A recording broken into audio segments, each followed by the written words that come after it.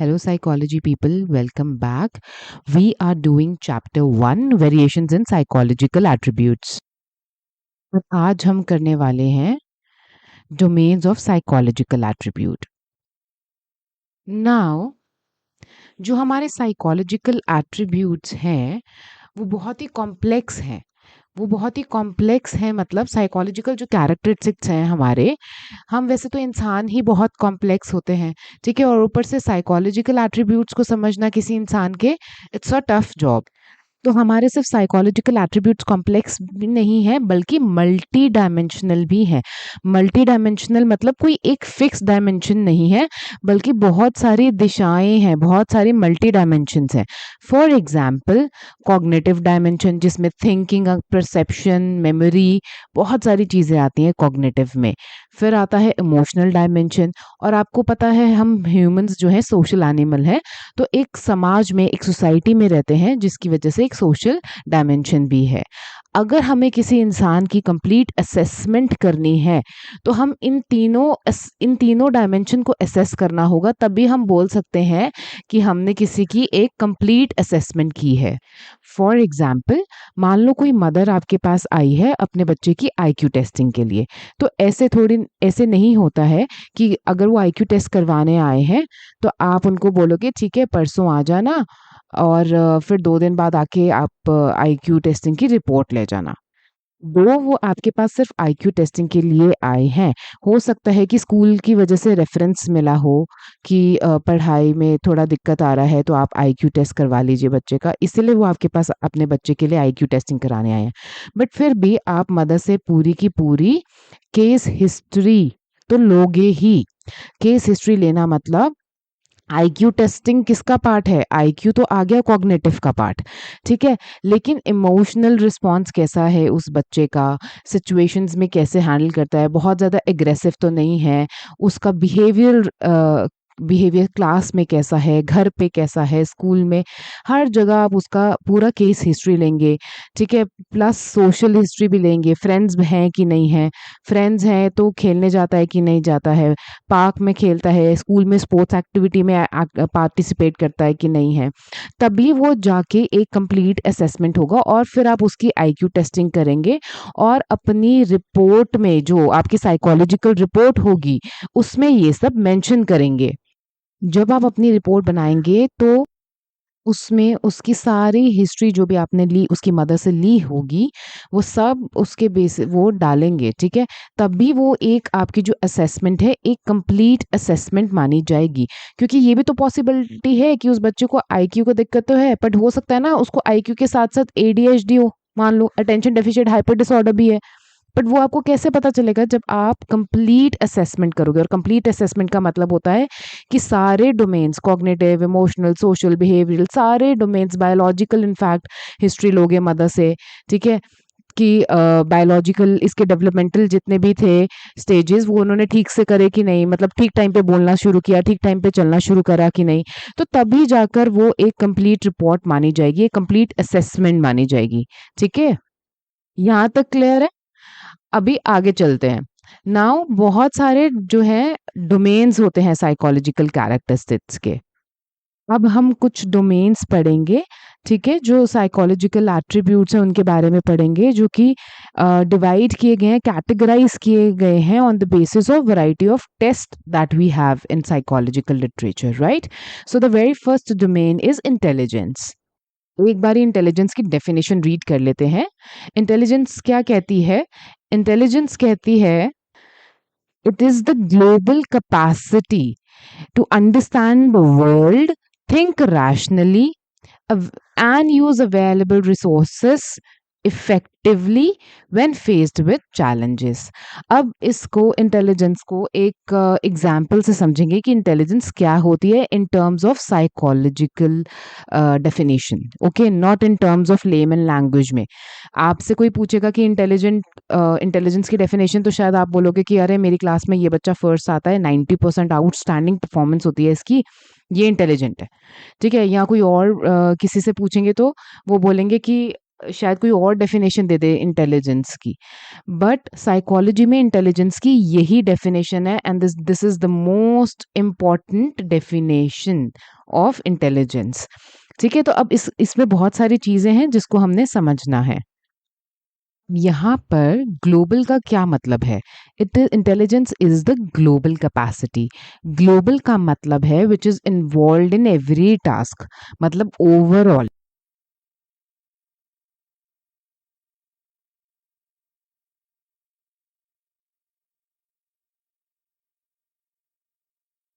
ठीक है, involve in every task, overall आपकी इंटेलिजेंस की बात हो रही है।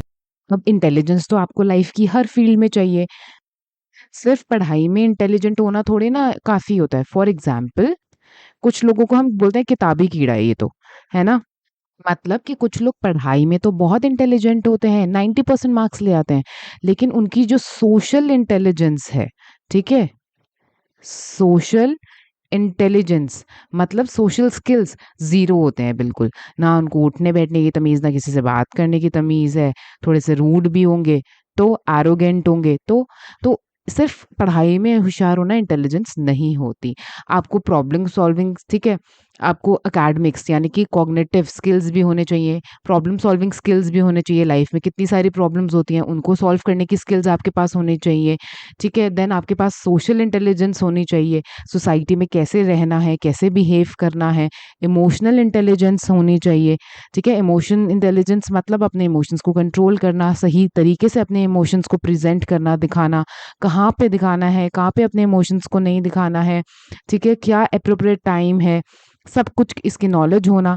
सो इंटेलिजेंस बहुत टाइप्स की होती है, वो हम आगे भी चल के देखेंगे, बट यहाँ पे ग्लोबल कैपेसिटी का यही मतलब है कि आपको ओवरऑल हर फील्ड में, एवरी टास्क में, हर चीज में आपको इंटेलिजेंस की जरूरत पड़ती है।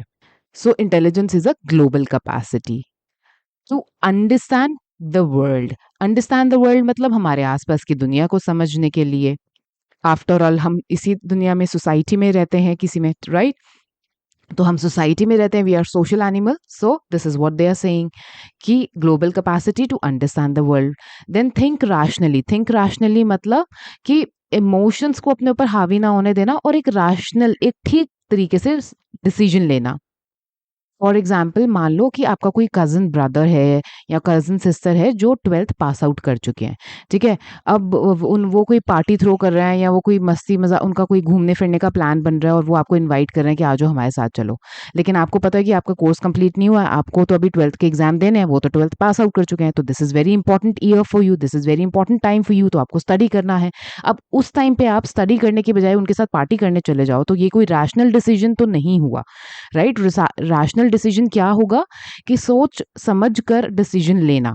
ठीक है, उस टाइम पे उनको पोलाइटली मना करना कि नहीं, मेरा अभी कोर्स कंप्लीट नहीं हुआ है, this is an important year for me और मुझे स्टडी करना है। उनको सॉरी बोल के मना करना और अपनी स्टडी पे फोकस करना, that will be your rational decision. तो वही होता है, इंटेलिजेंट लोग रैशनल डिसीजंस लेते हैं, राइट? आगे देखते हैं। And use the available resources effectively when face with challenges. अब इसका क्या मतलब है? यूज द अवेलेबल रिसोर्सेज का मतलब है कि आपके पास जिस वक्त जो रिसोर्सेज अवेलेबल हैं उन्हीं को यूज करके अपनी प्रॉब्लम को सॉल्व करना। फॉर एग्जाम्पल, आपने कभी देखा है कि आपको एक आंसर शीट जब दी जाती है, कुछ आंसर्स के लिए, मतलब यहाँ पे क्वेश्चंस होते हैं और एक स्पेसिफिक लाइन होती है, मतलब 5 लाइनें दी हुई हैं और आपको इन्हीं 5 लाइन्स के अंदर अपना आंसर लिखना है।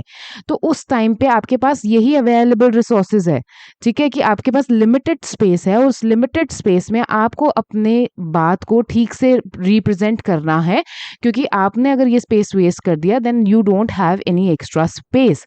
तो ये एक चैलेंजिंग टास्क ही तो है कि आप जो भी कहना चाहते हो, अपने आंसर में जो भी इंपॉर्टेंट पॉइंट्स लिखना चाहते हो, वो सब इसी 5 लाइन्स में कवर हो जाने चाहिए।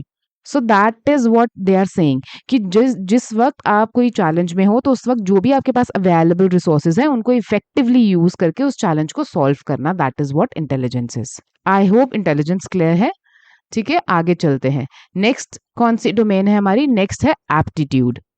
नाउ एप्टीट्यूड की डेफिनेशन क्या है? एप्टीट्यूड होता है किसी इंडिविजुअल का underlying potential for acquiring skills. Underlying potential मतलब कि उनके अंदर वो काबिलियत है, ठीक है, वो एबिलिटी है, ठीक है, वो एबिलिटी है कि वो स्किल्स एक्वायर कर सकें। अभी एक्वायर करें नहीं है। फॉर एग्जाम्पल जब आप 12th पास आउट कर लोगे तो आप CUET का एग्जाम दोगे, ठीक है, CUET का कॉमन यूनिवर्सिटी एंट्रेंस टेस्ट होता है आपका। तो अब कॉमन यूनिवर्सिटी ये जो CUET का एग्जाम है ये बहुत सारे डोमेन्स में होता है, ठीक है, जो इसको जिस डोमेन में जाना है वो वहाँ का एग्जाम देगा। फॉर एग्जाम्पल किसी को डॉक्टर बनना है तो वो नीट का एग्जाम देंगे, राइट। तो नीट का जो एग्जाम होता है ये किस लिए होता है?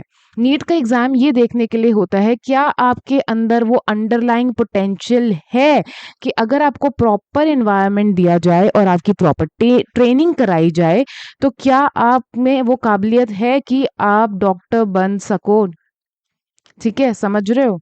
आपकी बेसिकली अंडरलाइंग पोटेंशियल मतलब आपकी एबिलिटी को टेस्ट करने के लिए होता है एप्टीट्यूड टेस्ट, ठीक है। एप्टीट्यूड टेस्ट भी आते हैं ना, जैसे जी मैट वगैरह होता है, कैट का एग्जाम होता है, वो सब क्या है? वो आपके एप्टीट्यूड टेस्टिंग है। एप्टीट्यूड जो टेस्टिंग है वो यही देखने के लिए, प्रिडिक्ट करने के लिए, ये प्रिडिक्ट करने के लिए, फ्यूचर प्रिडिक्शन या ये पता लगाने के लिए की जाती है कि अगर आपको एडमिशन दे दिया जाए तो अगर आपको प्रॉपर एनवायरनमेंट मिले, प्रॉपर ट्रेनिंग मिले तो क्या आप एक अच्छे डॉक्टर, इंजीनियर, मैनेजमेंट स्किल्स से अगर आप कुछ कर रहे हैं तो जिस भी सब्जेक्ट का आप एप्टीट्यूड टेस्ट दे रहे हैं क्या आप कुछ उसमें अच्छा परफॉर्म कर पाएंगे, आपका अच्छा ब्राइट करियर फ्यूचर है या नहीं, ठीक है। I hope this is clear. आगे चलते हैं। थर्ड है इंटरेस्ट। इंटरेस्ट क्या होता है? इंटरेस्ट होता है किसी इंडिविजुअल की preference to engage in one activity rather than other activities. For example इसका तो बड़ा सिंपल सा एग्जाम्पल है, जैसे आपका आपके स्कूल में आर्ट्स होंगी, ठीक है, आर्ट मतलब ड्राइंग क्लासेस, ठीक है, ड्राइंग क्लासेस होगी, म्यूजिक की क्लासेस होगी, डांस क्लासेस होगी, ठीक है, या फिर डांस के बाद स्पोर्ट्स होंगे, ठीक है। अब इतनी सारी वैरायटी है, इतने सारे आपके पास ऑप्शन है, लेकिन आपका इंटरेस्ट तो किसी एक एरिया में बहुत ज्यादा होगा। ऑब्वियसली एक से ज्यादा चीजों में भी इंटरेस्ट हो सकता है हमारा, लेकिन हमारा किसी एक एरिया में इंटरेस्ट ज्यादा होगा। सो इंटरेस्ट मतलब कि हम ओवर बाकी सारी चीजें, मतलब हो सकता है कि किसी का ड्राइंग में बहुत ज्यादा इंटरेस्ट हो तो म्यूजिक, डांस, स्पोर्ट्स इन सबसे ज्यादा उसे ड्राइंग करना पसंद है, पेंटिंग करना पसंद।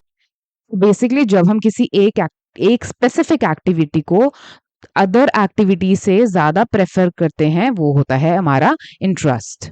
इंटरेस्ट हमारे लाइफ में सेटिस्फैक्शन को प्रमोट करता है, इनफैक्ट हमारी जॉब्स में भी, ठीक है, क्लियर है। आगे चलते हैं। नेक्स्ट है हमारा पर्सनालिटी। सो नेक्स्ट आता है पर्सनालिटी। पर्सनालिटी की डेफिनेशन क्या है? पर्सनालिटी होते हैं रिलेटिवली एंड्यूरिंग कैरेक्टरिस्टिक्स। एंड्यूरिंग का मतलब होता है लॉन्ग लास्टिंग, ठीक है, जो थ्रू आउट लाइफ रहने वाले हैं। So enduring characteristics of a person that make him or her distinct, जो हमें एक दूसरे से अलग बनाता है, तो वो हमारी पर्सनालिटी ही है। फॉर एग्जाम्पल आपने देखा होगा कुछ लोग होते हैं हर छोटी छोटी बात के लिए टेंशन ले लेते हैं, इतने एंग्शियस हो जाते हैं, हर छोटी सी बात की उनको इतनी टेंशन हो जाती है। वहीं कुछ लोग ऐसे होते हैं कि बड़ी सी बड़ी बात भी इतनी टेंशन नहीं लेते, सोल्यूशन पे काम करते हैं, बजाय सिर्फ टेंशन लेते रहने के एकदम सोल्यूशन फोकस्ड होते हैं, ठीक है। अगर कोई प्रॉब्लम आया भी है तो सोल्यूशन पे फोकस करते हैं, ना कि उसकी बैठ के टेंशन लेते रहते क्या होगा क्या होगा क्या होगा, ऐसे नहीं, ठीक है। तो वो ऐसा क्यों होता है कि सेम सिचुएशन में अगर कि मैं किसी दो पर्सन को डालूं, सेम प्रॉब्लम आई है और एक जना जो है सोल्यूशन पे फोकस करेगा, सोल्यूशन फोकस्ड है, और एक जना जो है बैठ के टेंशन लेते रहेगा, हो अब क्या करूं, ये प्रॉब्लम हो गई, कैसे सॉल्व होगा, क्या होगा क्या होगा। तो ये जो डिफरेंस है, ये डिफरेंस है because of our personality. Personality में जो होते हैं ऐसे हमारे कैरेक्टरिस्टिक्स या हमारे ट्रेड्स, ऐसे पर्सनालिटी ट्रेड्स होते हैं कि जो लाइफ लॉन्ग रहते हैं। हम अपनी पर्सनालिटी चेंज कर सकते हैं, लेकिन बहुत ज़्यादा नहीं, कुछ हद तक सिर्फ, ठीक है। बहुत ज़्यादा डिफरेंस नहीं होता, मोर और लेस आपका जो पर्सनालिटी है, एक बार जो पर्सनालिटी आपका सेट हो गया, वो थ्रू आउट आपका जो लाइफ है वैसा ही रहता है। बहुत ज़्यादा इसमें बदलाव, बहुत ज़्यादा उतार चढ़ाव इसमें देखने को नहीं मिलते हैं। पर्सनालिटी जो टेस्टिंग होती है, हम पर्सनालिटी टेस्टिंग भी करते हैं साइकोलॉजी में, ठीक है, पर्सनालिटी टेस्ट भी होते हैं। तो पर्सनालिटी टेस्ट क्या हेल्प करते हैं? पर्सनालिटी टेस्ट हमें प्रिडिक्ट करने में हेल्प करते हैं कि फ्यूचर में ये इंसान कैसे बिहेव करेगा। मतलब अगर कोई एक्सट्रोवर्ट है तो उसकी पर्सनालिटी कैसी होगी, कोई इंट्रोवर्ट है तो उसकी पर्सनालिटी क्या होगी, या पर्सनालिटी टेस्टिंग से हमें ये पता चलता है कि क्या इस बंदे की पर्सनालिटी है, और मोर और लेस जो है वो वैसे ही सिचुएशंस में बिहेव करेगा। पर्सनालिटी को चेंज करना इतना आसान नहीं होता। ओके, आगे लास्ट है हमारा डोमेन वैल्यू। वैल्यू क्या होते हैं? एंड्योरिंग बिलीव्स, ठीक है, about an ideal mode of behaviour. हमें सोसाइटी में लोगों के साथ, दूसरों के साथ, छोटों के साथ, बड़ों के साथ किस तरीके का बिहेवियर करना चाहिए, ओवरऑल जनरल हमारा बिहेवियर कैसा होना चाहिए सोसाइटी में, उसके लिए जो हम एक अपना बिलीव सिस्टम बना लेते हैं, ठीक है, वो होता है वैल्यू। फॉर एग्जाम्पल कुछ लोग अ, अ, जैसे कि फॉर एग्जाम्पल मान लो सड़क पे किसी का एक्सीडेंट हो गया है, ठीक है। आजकल ज़्यादातर लोगों का क्या बिलीव है कि अरे हमें नहीं मदद करना, कोई और, इतने लोग निकल रहे हैं, मतलब देख रहे हैं, कोई और आके हेल्प कर देगा, एवी हमें में नहीं पड़ना, क्योंकि पुलिस पुलिस केस बन गया तो एक्सीडेंट का केस है, पुलिस हमको बुलाएगी, पूछताछ होगी, हम नहीं कर रहे मदद, हम नहीं कर रहे मदद, ठीक है। वहीं पे इस दुनिया में ऐसे भी लोग हैं कि वो इन चीज़ों के बारे में नहीं सोचते। अगर उन्होंने रोड पे किसी को देखा है कि एक्सीडेंट हो गया है, वो ऐसे उसको तमाशा नहीं देखते रहेंगे, वो जाके हेल्प करेंगे, ठीक है। एम्बुलेंस को कॉल कर देंगे, पुलिस को कॉल करना है तो पुलिस को कॉल कर देंगे, थोड़ा बहुत आसपास के लोगों को इकट्ठा करेंगे, हेल्प करेंगे, फर्स्ट जो एक इमीडिएटली फर्स्ट एड है वो देने की कोशिश करेंगे। क्यों? क्योंकि उनका बिलीफ सिस्टम है कि नहीं, अगर किसी को मदद इस तरीके के आप किसी को देख रहे हो तो ऐसे देख के आगे नहीं निकल सकते, हम मदद करेंगे। तो ये उनका बिलीफ सिस्टम है कि सोसाइटी में आइडियल मोड ऑफ बिहेवियर क्या होना चाहिए। ऐसे सब करने लग जाएंगे तो ये सोसाइटी कितनी डिसबैलेंस्ड हो जाएगी। कल को उनको भी तो हो सकता है ना कि भाई एक्सीडेंट हो जाए या कोई प्रॉब्लम हो और हेल्प की ज़रूरत हो, फिर लोग उनको हेल्प ना करें और देख के निकल जाएँ तो एक जो पर्सन होता है उसका जो वैल्यू का सेट होता है, मतलब जो हमारे वैल्यू सिस्टम होते हैं, जिस तरीके के हमारे वैल्यूज़ होते हैं, बिलीफ सिस्टम होते हैं, जिस तरीके के हमारे संस्कार होते हैं, वो हमें गाइड करते हैं हमारे एक्शंस को लाइफ में, और उसी के बेस पे हम लोगों को भी जज करते हैं। ऑल्दो साइकोलॉजी का फर्स्ट रूल है कि आपको जज नहीं करना होता लोगों को। जब आप ट्रेन्ड क्लिनिकल साइकोलॉजिस्ट बन जाओगे ना अपनी बीए, एमए और उसके बाद एमफिल करके, जो कि अब एमसाई हो गए हैं clinical psychology, then you will get to realise कि यू शुड नेवर जज अ पीपल। बट जो हमारे वैल्यू सिस्टम्स होते हैं उसी के बेस पे हम अपने एक्शंस करते हैं, जिस तरीके का हमारा बिलीफ सिस्टम है। अगर हमारा बिलीफ सिस्टम है कि नहीं, you should help people in need, तो हम वैसे ही एक्शंस करेंगे। और जिन लोगों का बिलीफ सिस्टम है कि नहीं नहीं छोड़ो, हमको मदद वदद नहीं करना, अपने आप देख लेंगे, अपने काम से काम रखो, तो उनका वो वैसे ही बिहेव करते हैं। तो जिसका वैल्यू सिस्टम, जिसका बिलीफ सिस्टम जैसा होता है, वो वैसे ही एक्शंस करता है लाइफ में, वैसे ही बिहेव करता है। I hope this topic is clear to you. अगर ये आपको लेक्चर समझ आया, पसंद आया, तो do give me a thumbs up. आपको कोई भी डाउट है तो आप मुझसे पूछ सकते हैं कमेंट सेक्शन में, और अदरवाइज आप कमेंट सेक्शन में मुझे बता सकते हैं कि आपको ये लेक्चर कैसा लगा। मैं सबके कमेंट्स पढ़ती हूँ और रिप्लाई भी करती हूँ, ठीक है। Till then, keep learning and keep revising. I will see you in the next video. Bye.